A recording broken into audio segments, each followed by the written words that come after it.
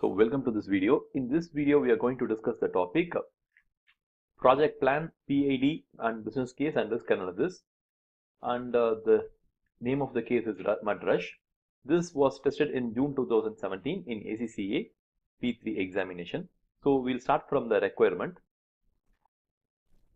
So the requirement is Rachel has stated that the Mud Rush project has all the characteristics of a project.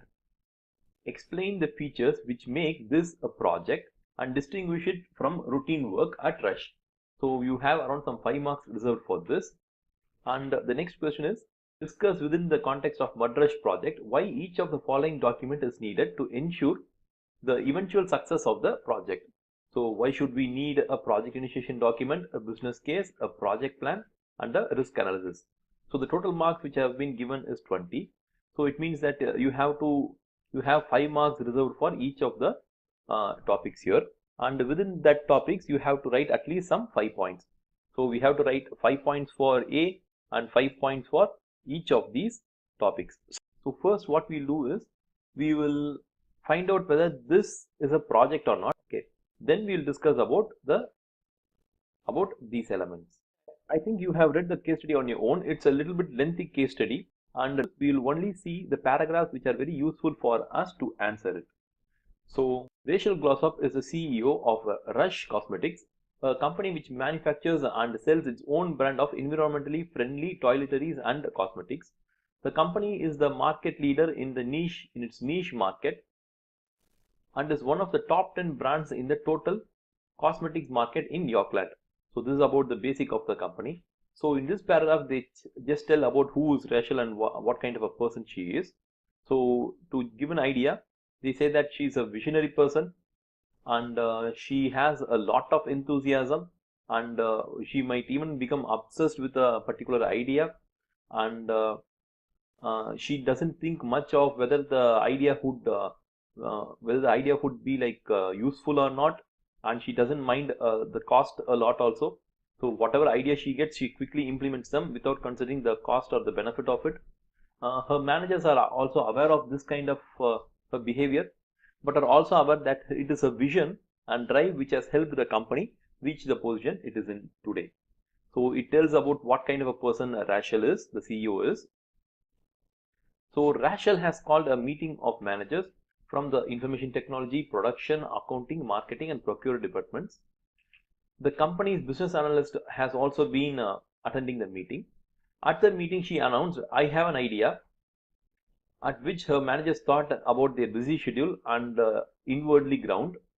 So she has another new idea now. So I think that's why she has called all these people to discuss how to bring that idea into reality.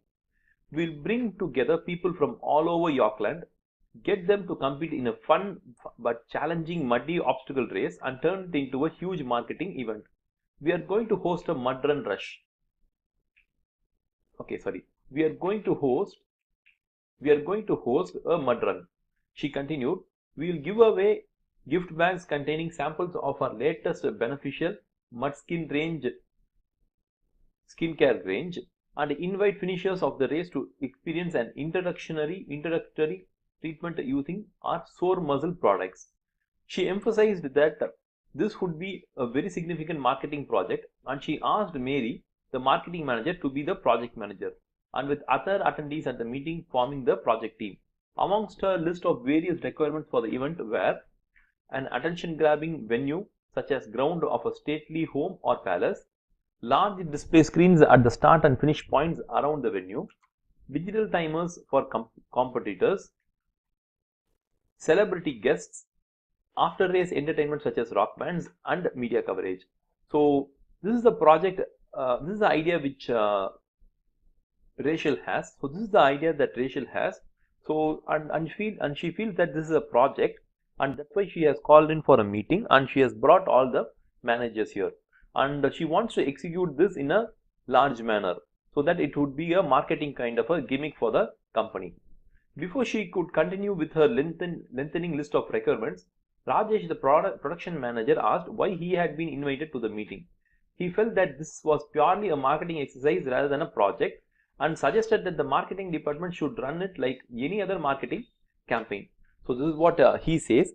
He says this is not a project at all, and there's no requirement for him to play a role in this project, in this event, and he feels it's just another kind of a marketing campaign. So that's what he says.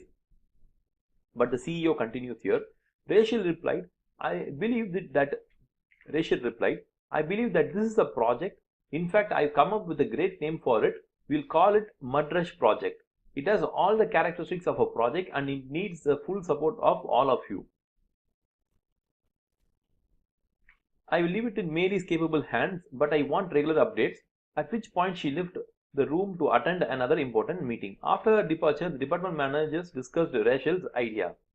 Mary felt and others agreed that despite Rachel's enthusiasm, the event should still fully justify from a business perspective, and that it should be managed correctly in order to ensure its success. Rajesh stated that he was worried about the negative repercussions if anyone should get injured, and Mary stated that all the risks should be fully documented. So each of them are giving their own viewpoints. So one of them says that the project should not only be a marketing campaign, it should also be it should also have a benefit and a cost analysis. And another person says that there are like many risks which would be involved in this, and those should be taken care of. The business analyst agreed and stated that this and other project documentation would be key to the success of the project, and that much of this documentation would be produced during the early stages of the project. So they have agreed that they have to produce a lot of business project documents here so that the project moves smoothly. So our first consideration is whether this is a project or not. Okay, that is the 5 marks here. So what we'll do is we'll first check that. So we'll start whether this is a project or not. So we'll have a table like this. On one side we have the characteristics of a project. On the other side we'll see whether the characteristics of a project applies to Mudrush. We'll start from the first point. So every project should have a specific objective, and Mudrush seems to be having a objective here. So it is also a one-off activity. It is not a regular kind of a marketing campaign. It is just a one-off activity. So every project should have a defined start and an ending date. So as it is a one-off project, it has a starting date and it has an ending date. It's all about that entertainment day, that is the day on which that running happens. Every project should consume resources in terms of people, equipment and finance. Of course, this Mudrush also consumes a lot of resources. For example, the display screen, the digital timers, the human resource needed to start the race, some product samples which have been given, the financial resources which are allocated to this project, and various other costs which are involved. So it consumes a lot of resource also. Be unique, a one-time only configuration of these elements. So a project usually is done only once. Okay, it's not being like repeated again and again in the same manner. If it's going to be repeated again and again in the same manner, it becomes something like an operational. So this Mudrush is not an operation, it is a project, because it's going to be done only once, and it's going to be, that's it. So the next thing is called as cost and constraint.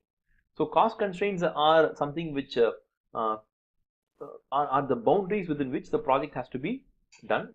So a budget has to be prepared and approved so that the Mudrush project could have been smoothly implemented.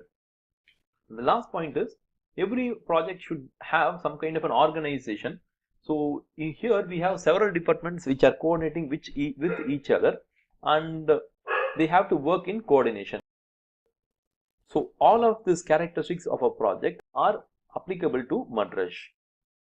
So the next discussion would be whether how the project initiation document, business case and a project plan and a risk analysis are useful for the successful completion of Mudrush project. So why are they required? First, what we'll do is when writing this answer, we'll explain for around some 2 or 3 sentences about what is each of these documents are, and then in detail we can write how this document would help the Mudrush project. So your answer can work out like this. So usually every project starts with a business case. A business case is the is a document which covers the entire nature of the project. It tells like what is the project, why it is to be done, what is the uh, business justification for the project, and what are the cost benefit analysis that is to be incurred in this project has to be known. What would be the future cash flows in and out, that should be known, and what are the whether this is possible by the company, that also should be included in the business case. In terms of feasibility, in terms of the financial, human and physical things should be like possible. And the business case covers how this project fits in within the overall strategic direction of the company.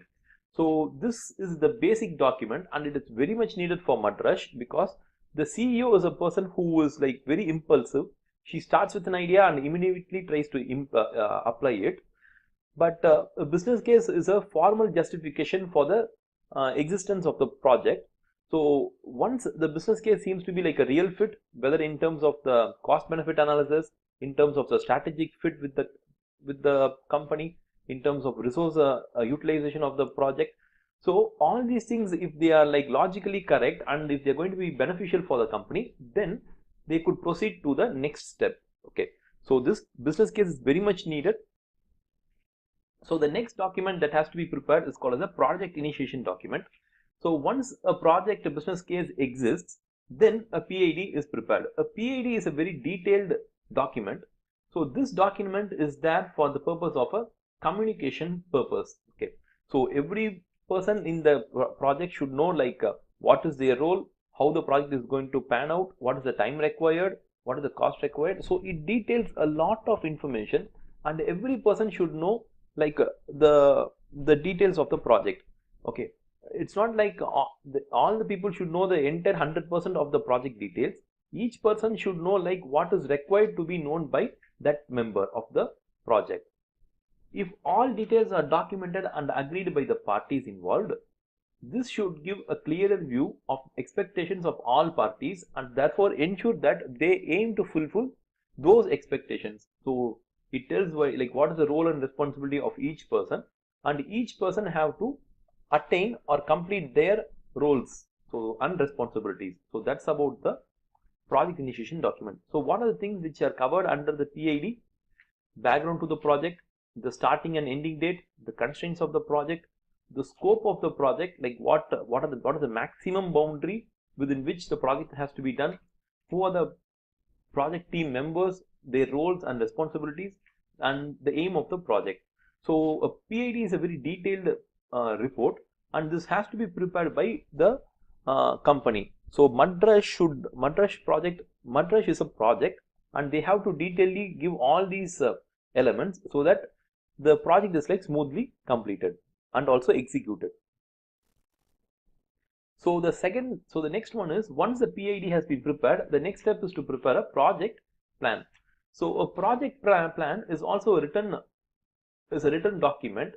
Why this document is prepared is it detailedly tells like what are the resources that are going to be consumed, how are they going to consumed, and what is the time limit for the project. Everything is like given here. So written elements of the plan will expand upon the PID. So PID, whatever it gives, that is like expanded here. It tells us resources, all resources, human, physical and financial, should be identified such that they can be sourced in advance, and the project team can ensure that the resources are available. So as a project is a one-time and a one-off activity, it has to be planned very properly there, so that no kind of hurdles or constraints are coming once the project is being executed. And it also has a product breakdown structure or a work breakdown structure, a Gantt chart, and a project evaluation plan, how they are going to periodically check how the plan is going to be executed. So this is what the project plan indicates. And the last one is risk analysis. In risk analysis, we try to first identify what are the various risks, then we try to find out like what is the characteristics of the risk in terms of probability and impact. Then we try to find out like how to approach this risk in terms of transfer or acceptance or avoid. We use the TARA framework basically. Then we try to reduce the risk. So risk analysis is very much required for the Madras project, as a production manager says that there can be some kind of an accident while executing the project. See, that is actually one part of the risk. That is only one risk. There might be multiple risks like that. So the company has to find out what are the various other risks, and they have to take steps before that. For example, in the case of some person might get injured and accident, some people who are running in the Madras project might get some accident or injury, means there should be an ambulance which should be like nearby standing, and also we have to get the police permission for conducting this huge project. So these are the ways in which we can tackle the risks which emerge in a project. So we have nicely summed up the answers. This answer is like given by ACCA itself in their answer plan. So, but they have given very extensively. I think I picked up the points so that it looks very concise and neat. So in an exam, you just have to write 5 points and ensure that each point goes at least for around some 1 to 3 sentences. So we will move on to the question now. So we have nicely summed up the question and we have given a nice answer also for it. We will easily get around some 20 marks for this answer. So thank you very much for watching this video. We will meet in the next video.